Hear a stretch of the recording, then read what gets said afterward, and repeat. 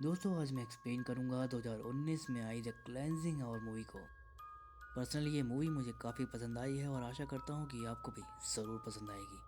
तो चलिए जल्दी से वीडियो स्टार्ट करते हैं।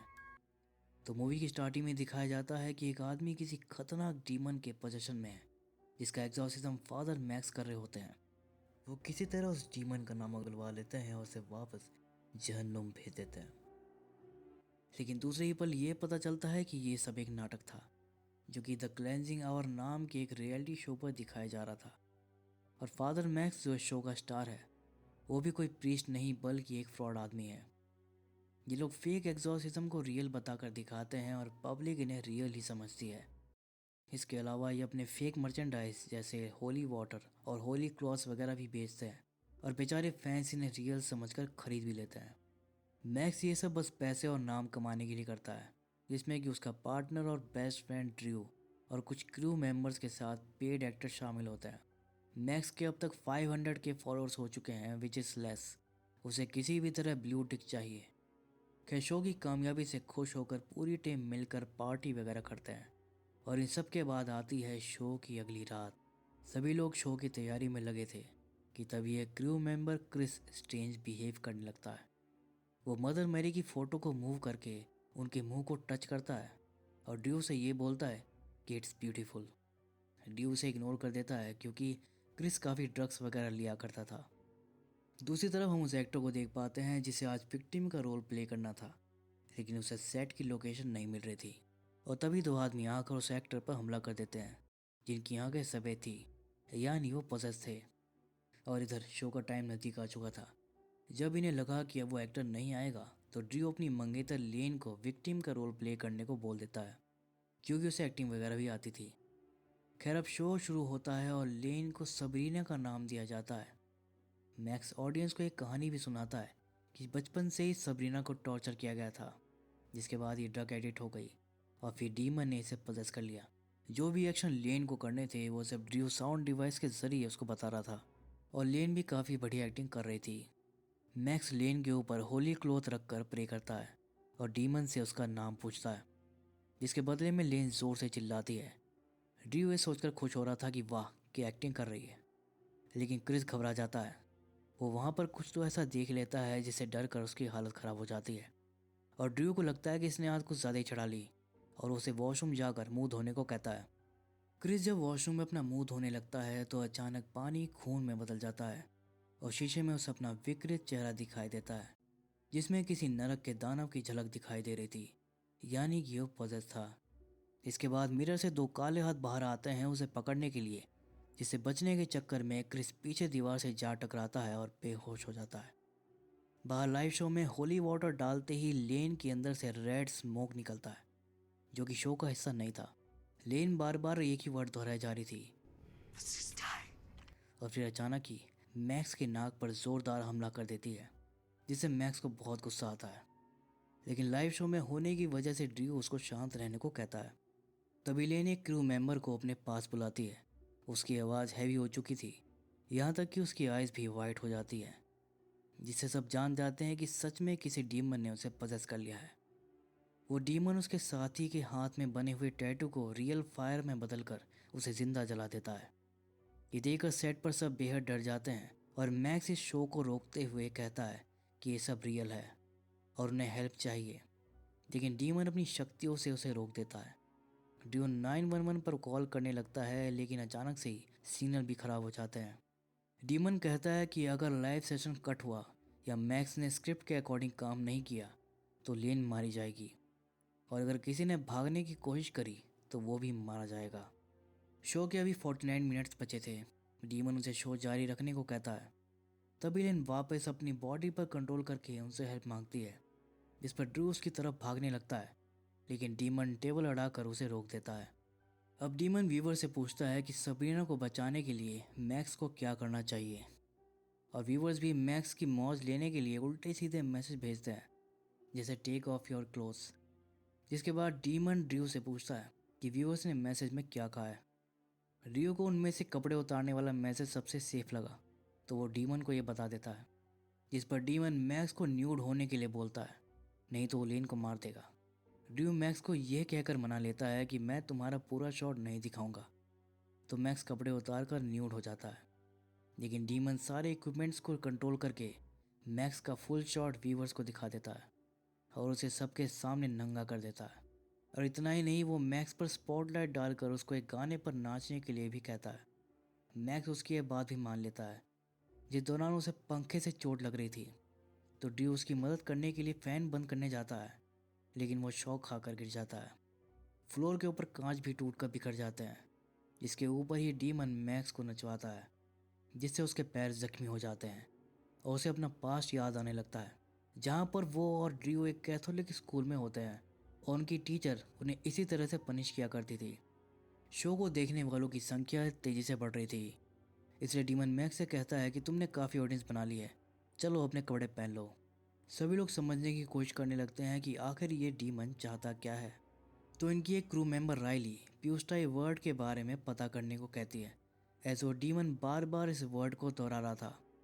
पॉकेट डिक्शनरी से पता चला कि वो वर्ड का मतलब होता है झूठ। तो इन्हें लगा कि डीमन इसे सच उगलवाना चाहता है और वो मान जाते हैं। लेकिन अचानक से ही लेन अपनी बॉडी पर कंट्रोल करके डीमन की बातें मानने से मना करती है।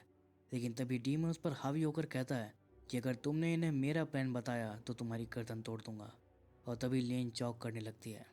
मैक्स उसे देखने जाता है तो उसके मुंह के अंदर से एक कपड़ा बाहर आता है, जो कि इन्हीं के मर्चेंडाइज का होली क्लॉथ था। तो इन्हें लगा कि डीमन इसे मर्चेंडाइज के बारे में सच उगलवाना चाहता है। लेन के मुंह से लगातार ब्लैक वॉमिट और खून आ रहा था। तो मैक्स ऑडियंस के सामने जाकर मर्चेंडाइज की रियलिटी बता देता है कि वो सब फेक है, जिसके लिए वो सबसे माफ़ी मांगता है। लेकिन फिर भी लेन की हालत नहीं संभलती।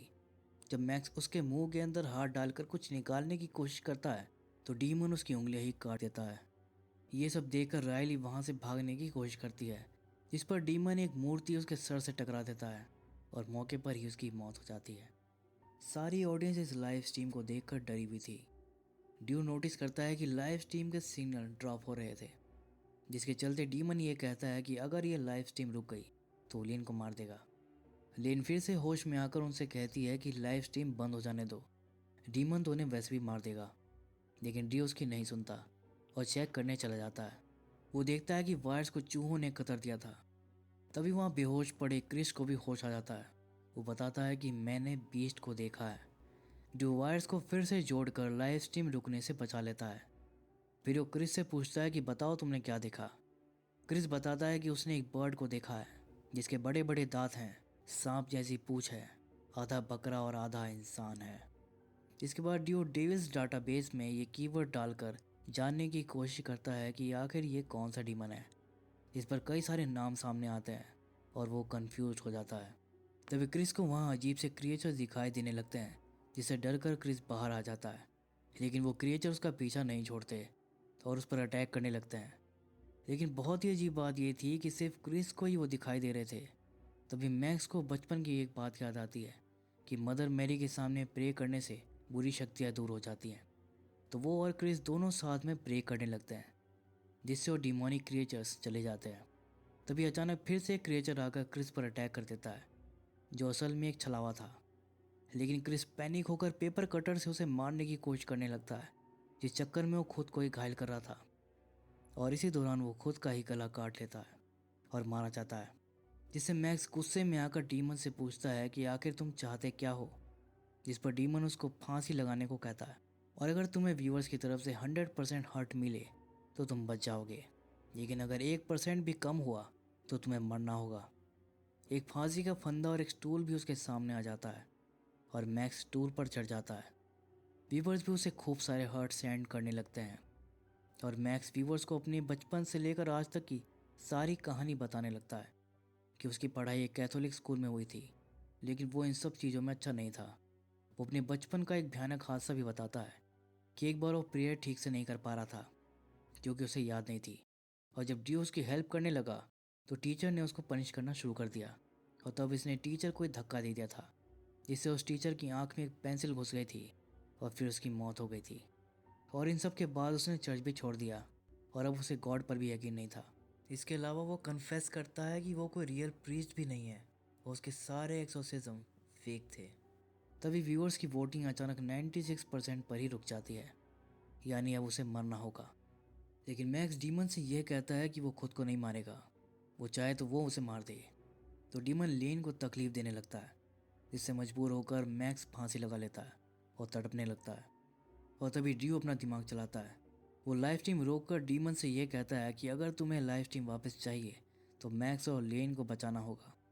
जिस पर डीमन मैक्स और लेन को नहीं मारता और लाइफ टीम दोबारा चालू करने के लिए कहता है। लेकिन मैक्स ड्रू को मना कर देता है कि इस डीमन का क्या भरोसा। मैक्स और डीमन दोनों एक दूसरे को झूठा और करप्ट बताते हैं और बातों ही बातों में डीमन के मुंह से ये निकल जाता है कि आई सी एवरीथिंग, जिससे ड्रू को एक क्लू मिल जाता है और वो डेविल्स डाटाबेस में कीवर्ड डालकर सर्च करता है, जिसे फाइनली आमोन नामक डीमन का नाम सामने आता है, जिसे हेल में प्रिंस की उपाधि दी गई है और जो सभी के पास्ट और फ्यूचर को जानता है। डीमन का नाम जानकर मैक्स कॉन्फिडेंस में आ जाता है कि अब हम इसे हरा देंगे। वो ड्रू को लाइव स्ट्रीम ऑन करने के लिए कहता है ताकि ऑडियंस भी ये देख सके। ड्रू लाइव स्ट्रीम चालू कर देता है और फिर वो आमोन डीमन को भगाने के लिए वर्सेस लिखने लगता है। तभी डीमन वायर से ड्रू को लपेट लेता है और अपनी ओर खींचने लगता है, लेकिन तब तक वो वर्सेस लिख चुका था। फिर वो एआई ग्लासेस भी लगा लेता है और डीमन उसे ऐसे ही अपनी ओर खींच लेता है और उनको आखिरी मौका देता है सब कुछ सच बताने का। और तब जाकर बहुत ही शॉकिंग बात पता चलती है। लेन होश में आकर कन्फेस करती है कि ड्रू के मिलने से पहले वो मैक्स के साथ इंटीमेट हो चुकी है, लेकिन ये उसका पास था और वो ड्रू से ही प्यार करती है। तभी डीमन इनकी इंटीमेट वाली वीडियो चला देता है, जो कि मैक्स के फ़ोन में आज भी पड़ी हुई थी, जिसे उसने डिलीट नहीं की थी, जिससे ड्रू को बहुत गुस्सा आता है और डीमन ड्रू को फ्री कर देता है। इसके बाद ड्रू मैक्स को पीटने लगता है। वो मैक्स को जान से ही मारने वाला था, लेकिन तभी उसे रियलाइज़ हुआ कि सब उसे लाइव देख रहे थे, जिससे वो रुक जाता है और फिर वो एक चाल चलता है। वो मैक्स से कहता है कि वो एआई ग्लास पर लगे हुए बटन को ऑन कर दे, जिससे उसके सामने वर्सेस फ्लैश हो जाते हैं और वो उसे पढ़ने लगता है और डीमन तड़प उठता है। वो उन्हें रोकने की कोशिश करता है, लेकिन दोनों पढ़ना जारी रखते हैं।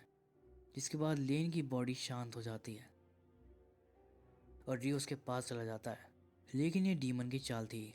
इसके बाद वो दोनों पर अटैक करके उन्हें रोकने लगता है, लेकिन ये लोग हार नहीं मानते और ड्रू बुक से ही वर्सेस पढ़कर उसे कंप्लीट करता है। जिसके बाद एक काला साया लेन की बॉडी से बाहर निकलता हुआ दिखाई देता है और लेन पहले जैसी नॉर्मल हो जाती है और फाइनली सब चैन की सांस लेते हैं। लेकिन तभी वो झुलसा हुआ क्रू मेंबर अचानक से उठ जाता है, एज डीमन अब उसकी बॉडी में समा चुका था, जिससे सभी हैरान थे। ड्रू कहता है कि ये कैसे हो सकता है, क्योंकि उसने तो एमोन डीमन को भगाने के सारे वर्सेस ठीक से पढ़े थे और अब जाकर उस डीमन की रियलिटी पता चलती है। डीमन कहता है कि पहली बात तो ये कि तुम कोई प्रीस्ट नहीं, तुम तो एक फ्रॉड हो, और दूसरा, मैं भी आमोन नहीं बल्कि मैं वो हूँ जिसकी वो लिस्ट है। जिसके बाद उस लाश की बॉडी को फाड़कर खुद सेटन यानी कि लूसीफर बाहर आता है।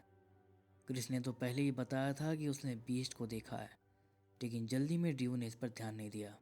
लूसीफर को देखकर सभी गॉड से प्रे करने लगते हैं, जिस पर सेटन उनसे कहता है कि यहाँ पर कोई गॉड नहीं है, जो भी है बस वही है।